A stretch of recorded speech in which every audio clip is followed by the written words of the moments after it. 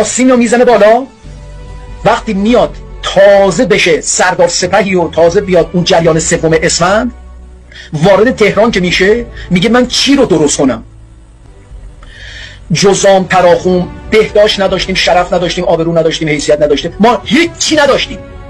یک مش جانور به اسم ملت، ما قیافه همون عین جک و جونور بود، دروغ نمیگم، عکساش هست در اواخر دوران اون بی پدر و مادر ولگرد، احمد ولگرد رفت گفت من لبو فروشی رو به پادشاهی در ایران ترجیح میدم، چون دید نمیتونه جمع جور کنه. چی رو جمع جور کنه؟ تا خرخره دولت به روسیه و انگلیس محروس بود. فقر، فلاکت، بیماری، بدبختی، فحشا، دزدی، اعتیاد، راهزنی، میرزا کوچکخان انگلی از اون طرف، شیخ خزعل از اون طرف، اون یکی از اون طرف، اون یکی از اون طرف، یکی میگفت من والی فارسم، اون یکی میگفت من گردن کلفت قوچانم، اون یکی میگفت من بزنم تو کاشون، اون یکی میگفت من عربده کشم تو بلوچستان، اون میگفت کردستان مال منه، اون یکی میگفت لرستان مال. هیچ